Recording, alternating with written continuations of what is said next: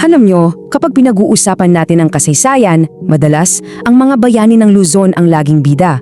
Pero, paano kung sabihin ko sa inyo na isa sa pinakamahalagang sigaw ng kalayaan ay nangyari sa Visayas at pinamunuan to ng isang general na, well, binago niya ang lahat. Kilanganin natin ang kwento ni General Martin Delgado.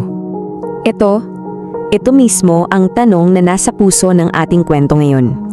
Sino nga ba itong general na to na siyang nasa likod ng makasaysayang Cry of Santa Barbara? Well, ang sagot sa tanong na yan ay magpapakilala sa atin sa isa sa mga pinakamatapang na lider na marahil hindi mo pa masyadong kilala. So dito na tayo magsisimula. At ang simula ng kwento niya ay masasabi nating isang malaking twist. Kasi yung taong mamumuno sa himagsikan sa Visayas ay siya pa yung huling-huli mong aakalain na lalaban sa Espanya. Ayan si Martin Delgado, isang Ilonggo mula sa Santa Barbara. At isang voluntaryo. Oo, tama ang narinig nyo. Isa siyang opisyal na nanumpa ng katapatan sa mismong gobyernong kolonyal ng Espanya. Isipin nyo yun parte siya mismo ng sistema na kalaunay babanggain niya. At yan ang dahilan kung bakit napaka-spesyal ng kwento niya. Okay, so dito na nagbago ang ihip ng hangin. Paano at bakit ang isang tapat na opisyal ng Espanya ay bigla na lang naging utak ng himagsikan? At ito yung pinaka-astig na parte para sa akin. Noong 1898, dalawa ang mukha ni Delgado. Sa harap ng mga tao, isa siyang tapat na opisyal ng Espanya. Pero sa likod ng lahat, palihim, siya pala ang arkitekto ng pag-aaklas ng mga Ilonggo. Grabe yung diskarte, di ba? Ginamit niya ang posisyon niya para kumuha ng armas at mag-train ng sarili niyang mga kababayan para sa revolusyon. Ang talino! At yung napakatalinong stratehiya na yon, nagbunga at ang bilis, tingnan nyo to. Mula sa palihim na pag-oorganisa sa simula ng 1898, pagsapit ng Oktubre, hayagan na ang pag-aaklas. At bago pa matapos ang taon, sa mismong araw ng Pasko, napalaya na niya ang Iloilo City. Ganun kabilis, ganun ka-epektibo. Pero, ang panalong to ay hindi lang tungkol sa isang labanan. Ito yung rurok ng tagumpay niya at simula to ng pagbuo, hindi lang ng isang malayang teritoryo, kundi ng isang bagong gobyerno. Sobrang laki ng kahulugan nito. Noong Pasko ng 1898, ang Iloilo City ang naging kabisera ng revolusyon sa labas ng Malolos. Ibig sabihin, pinatunayan niya na ang himagsikan ay hindi lang nangyayari sa Luzon.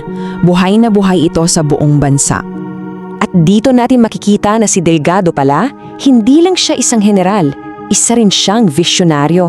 Ang pangarap niya, isang estado federal ng Visayas. Isang gobyernong kakampi ng Republika sa Luzon pero may sarili ring kalayaan at kapangyarihan.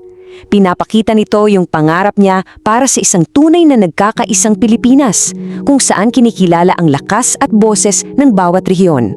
Pero, gaya sa mga pelikula, akala mo tapos na ang laban. Yun pala, may darating pang mas malaking kalaban. At dumating nga sila, ang mga Amerikano. Dito tunay na nasubok ang katatagan ni General Delgado.